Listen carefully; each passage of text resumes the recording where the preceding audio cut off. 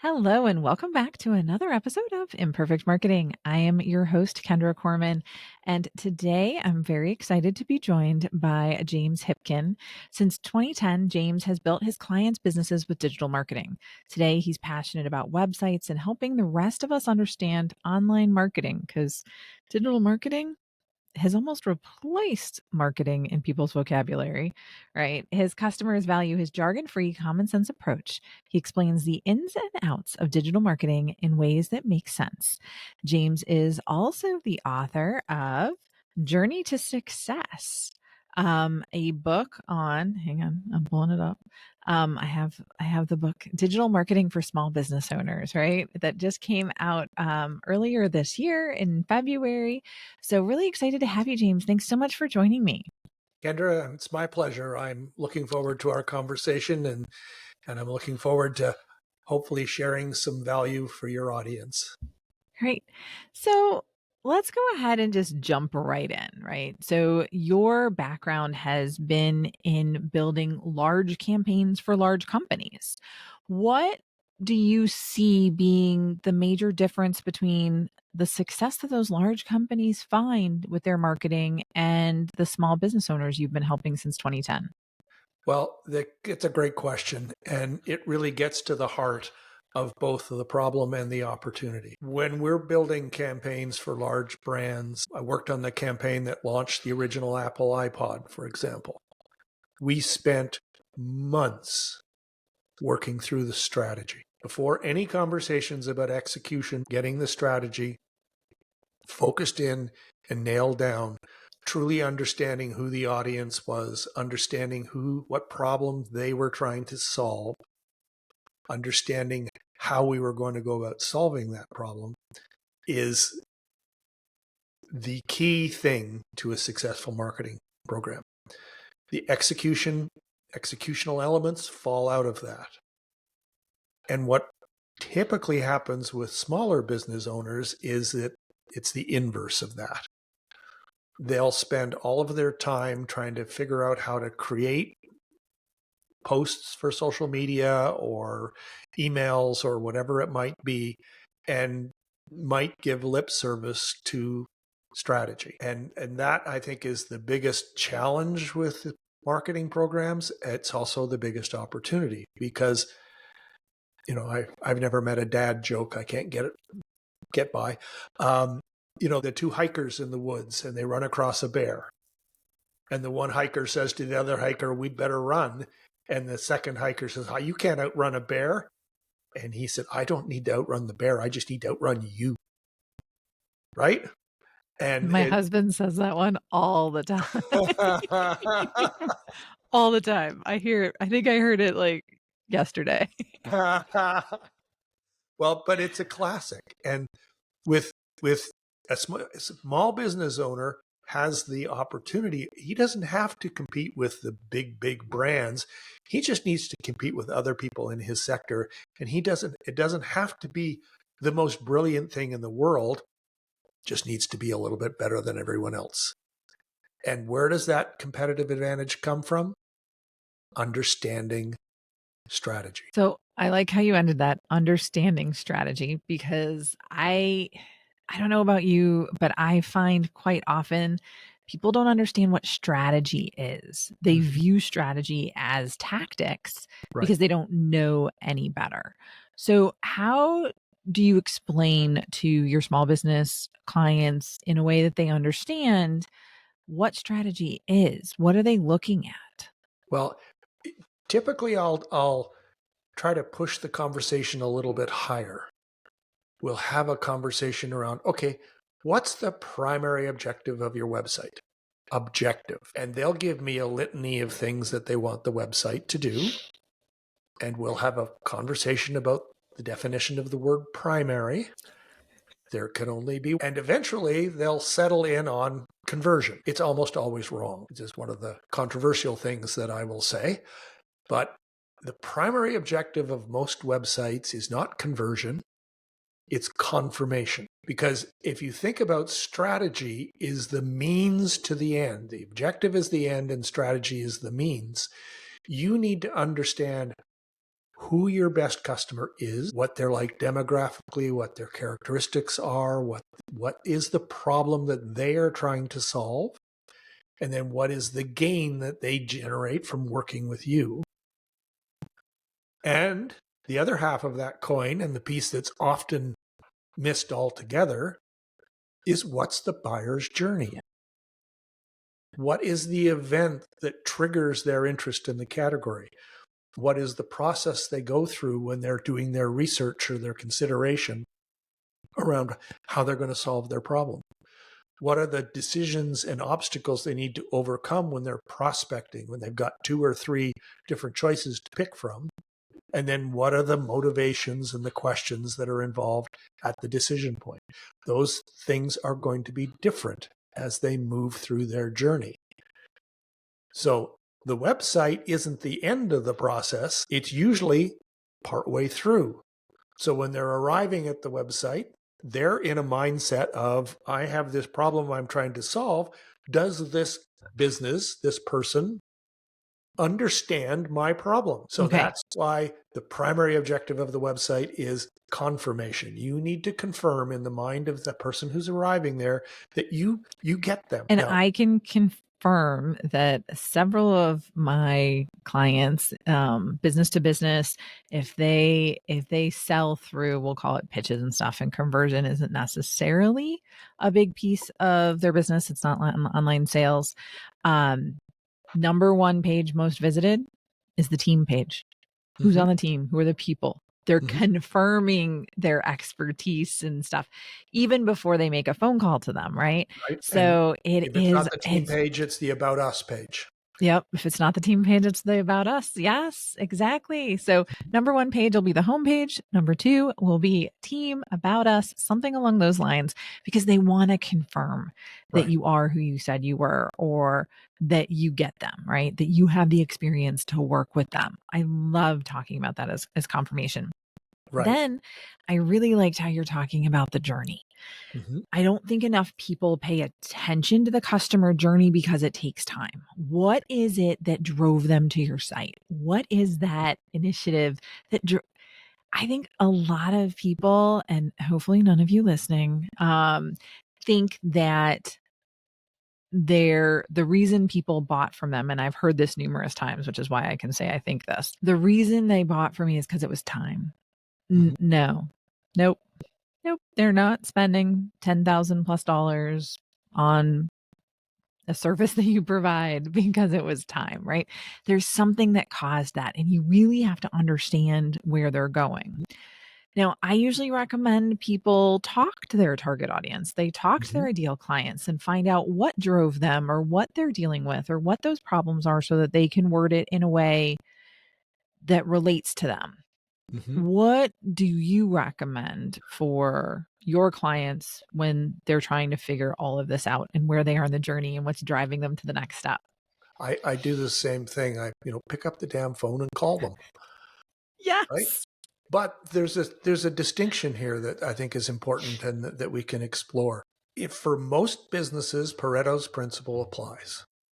80% of their sales are being generated by 20% of their customers. The specific percentages may be different, but the concept is valid. When you're picking up the phone to call your customers, you want to make sure you're picking up the phone and calling your best customers, because their mindset is going to be different.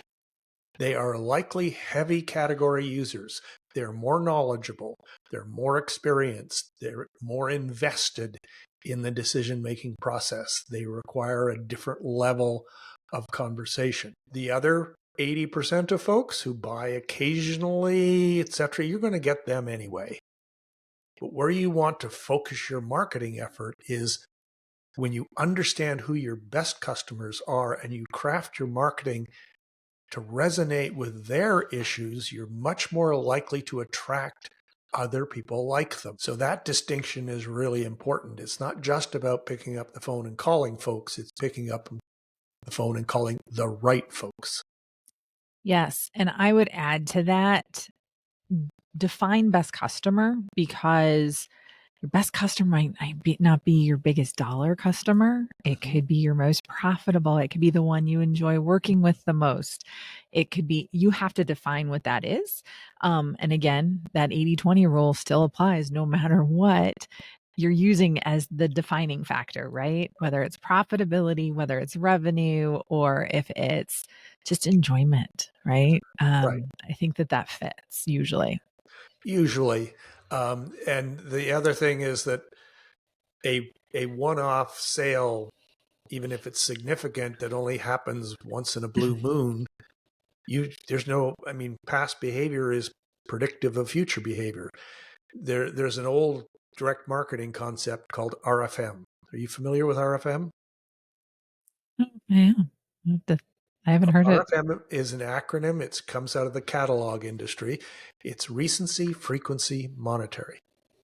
And the majority of what goes on in very sophisticated targeting worlds is based on RFM theory. And the idea is that the customer who bought from you most recently, who buys from you most frequently, and who spends the most money with you is the customer most likely to buy from you again. This is why when you buy something from a catalog, what happens? You get more catalogs because they know that the catalogs are expensive to produce and to send, but they know that they've got the data that says they're more likely to recoup their investment from somebody who's just bought from them. So your best customer is a combination of those three things. Have they bought from you recently? Do they buy from you frequently? And how much money do they spend with you? I like that a lot. It makes sense. And I've definitely used that before, but I'd never heard the RFM. So thank you for sharing that. I love it when I learn things too on these episodes. Mhm. All right. So somebody who's listening, they're fighting calling their customers, but now that you've told them, I've told them, and they've heard it about 17 other times in other podcast episodes minimum um, on this podcast. So hopefully they're getting over the hump and they're calling their customers. They're going to understand a little bit with where they're at in the journey and why they're buying and what they need to be confirming on Mhm. their website. If they're getting started with that strategy, then where do they start? Because, I mean, what's the difference between having that information and not? Well, when they've got that information, then I mean, nobody comes to work with the idea of doing a bad job. So if you can give the tools to your marketing team, whether that's a third party agency or inside your staff, if you can say, look, our top of funnel messaging needs to be focused around these sorts of things because these are the kinds of events that happen in people's lives that cause them to suddenly become aware of the advertising. When I do a talk that I do on the non-icky marketing funnel, I have the world's most boring slide. It's a white field with a big gray blob in it. And the point I'm making is, the average American consumer is exposed to 6 to 10,000 marketing messages a day. It's just noise. And if you're going to break through that noise, you need to resonate with where the prospective prospect is in their head. And so that's documenting that means that your marketing team knows what to talk about. And then when people get engaged with you mid funnel and you understand what kind of research they're doing, what kind of obstacles they're trying to overcome, what kind of questions they have, then you can create an email marketing program that addresses that, recognizing that they are in the mid funnel. All of these things are trust events that gradually build trust and relationship. Your driving goal here is you don't want to sell something to someone. You want the purchase to be the next logical step in their journey. When that happens, you've created a relationship with your customer and they're much more likely to buy again. Remember, the first sale is not the most important sale. The second sale is the most important sale. And if all you are is focused on that first sale, you're not going to get second sales. And the second sale is usually easier. It usually is easier if you've prepared the landscape. And then once you get the second sale, the third sale is even easier. And that's why investing in strategy is important, because when you're building trust with people all the way through the marketing program, then the sale becomes, obviously I need to do this now, So as way opposed back to in the feeling like you're olden being tricked. way back in the olden days, I was the Jeep advertising manager. And one of the things that, I mean, and I think most automotive companies know this, that we talked about is people that were buying a house or having a child. Those you'd think that they're outlaying enough money, but no, they are more likely to buy a vehicle, Right. right? Because, and so they're paying attention to those ads when That's they're right. going into that process. Mm-hmm. And I think a lot of people might be surprised to hear that. Maybe some people are like, oh, that makes perfect sense, whatever. But it's information that if you know it, you can reach those people when they're there with the right message Right. and the right graphics and the right text. And, again, it appeals to them where they're at Right. and where they're at in the process. And I think that that's really important. Yeah. So, okay. So we've called our target audience, our best customers. We know why they're buying from us. We understand where they're at in the journey, and we're going to be creating that strategy by identifying what we need to talk about where they are in that journey. So Right. again, top of funnel awareness type things, middle of funnel, a little bit more into that consideration piece, and then the actual sale conversion, and then the repurchase Right. conversation, right? Because as James is saying, that the most important piece here is going to be that second sale, because then that third, fourth, fifth get just a lot easier and people are going to keep coming back for more. Right. I love that. Yeah. If there's one thing, because we're headed into the end of the year, if there's one thing that you would suggest that the listeners of this episode do to jumpstart their strategy or taking a look into 2025 and where they're headed, what would it be? Start measuring things. It surprises me. I imagine that you've run across this too. People are not measuring what they're doing. A client will come to us and will be, okay, so you are spending all this time and energy on TikTok. Are you getting any traction from it? Well, I don't know. This isn't complicated. There's a concept called UTM codes. They've been around for a long time. They're very easy to deal with. If you just add a UTM code to all of your links, then you can use Google Analytics to understand where's the traffic coming from and what kind of quality traffic is it and how engaged are they with the website, and etc. So a key thing about this is, if you can't measure what you're doing, you don't know what's working and what's not working, and therefore everything is the same. If you do measure what you're doing, then very quickly you can follow that wonderful strategy: water the flowers and prune the weeds, right?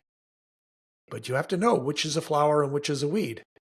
And you can't do that without measurement. Yes. And for all of you listening, UTM stands for something really complicated that doesn't make any sense. So I just say universal tracking measurement thing, Yeah.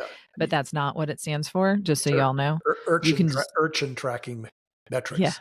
there you go.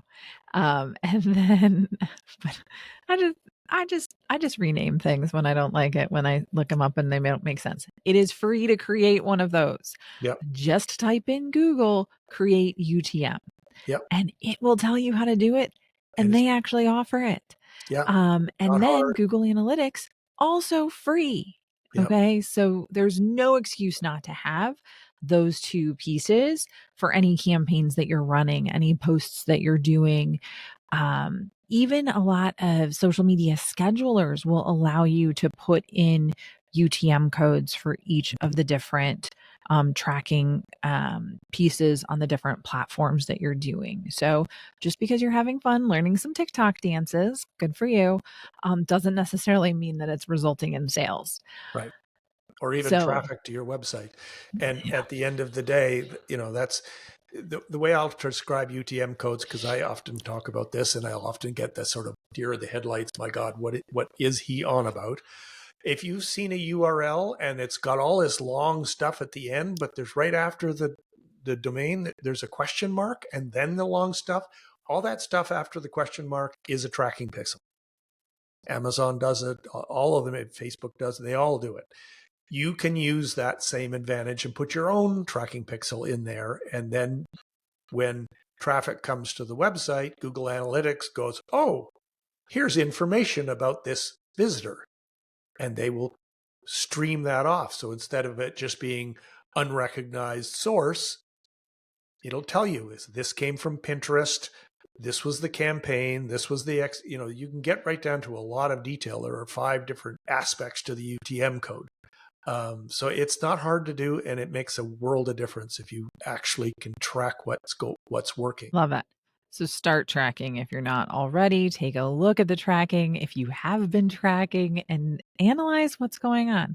Friend of mine, he has um, a web development company that he runs, and they tracked something as simple as where their clients were coming from. Like who Mhm. was their clients, who was coming back, things like that. They were doing all this outreach to people that had built their websites 10, 15, 20 years ago, right? Mhm. And hadn't updated it. They didn't get very much from them because they didn't really care about their websites. Right. The people that updated 3, 6, 9, 15 months ago, whatever, those recent people wanted the best stuff available. They wanted to be having someone add those UTM codes for them. They wanted all of that information, and they ended up being more profitable and a larger sales number. They Remember got what we crickets talked from about the with other people. RFM, right? Mhm. Recency. Yep. So very cool. That's a great conversation. James, thank you so much for your time. Before I let you go though, I do want to ask you the question that I ask everybody. This show is called Imperfect Marketing because marketing is anything but a perfect science. What has been your biggest marketing lesson learned? I think the biggest lesson I've learned is have no fear. We're not dealing with world peace here. It's nope. Try stuff, but try stuff in context. There's another old direct marketing concept called test versus control. Your actual campaign is your control. That's the stuff that's is working. Don't be afraid to try things. Don't be afraid to try new things. Just make sure that you have the measurement tools in place so you can see what's working and what's not working. And if something is working or the test seems to be, oh, this test turned out okay, don't immediately throw everything out and start again. Run a confirmation test, right? That I think is the key thing that I've learned over the years is how important patience is in all of this. I can't tell you the number of times people have come to me and says, well, we tried Google Ads. It didn't work. Uh-huh. Okay. How long did you run the campaign? Oh, I don't know. 3 weeks? You didn't try Google Ads. So patience is a really important thing, but and don't throw the baby out with the bathwater. I mean, just make sure that you're testing against the control, and that when something is successful, you test it again to make sure that that success is real. Love that. I've said that before. You got to give things time to make sure, see if it's working and being consistent at it. Mhm. And this has been a fantastic conversation with James. If you'd like to check out his book, Journey to Success Digital Marketing for Small Business Owners, you'll find the link to the Amazon book in the show notes. Uh, or the description if you're watching on YouTube. So go ahead and scroll on down and check that out to learn more about his practical advice. In the meantime, if you are working on your 2025 marketing and business plan, then make sure that you start with the measurement. See what worked and what didn't work. Don't be afraid to try new things, but make sure that you can measure it. If you don't know what worked and what didn't work in 2024, then let's start there and start identifying what's working and what's not working. And you can do that through measurement. That way you don't have to spread yourself so thin on every single social channel and every other thing that's out there, right? So compete with the big guys, do what they're doing, and invest some time and effort into strategy. Again, thank you so much for joining me today, James. I really appreciate it. I appreciate your practical approach to marketing. And I think that a lot of people are going to get a lot of benefit from what you shared. It's been a Until pleasure. next time. Yeah. Until next time, have a great rest of your day.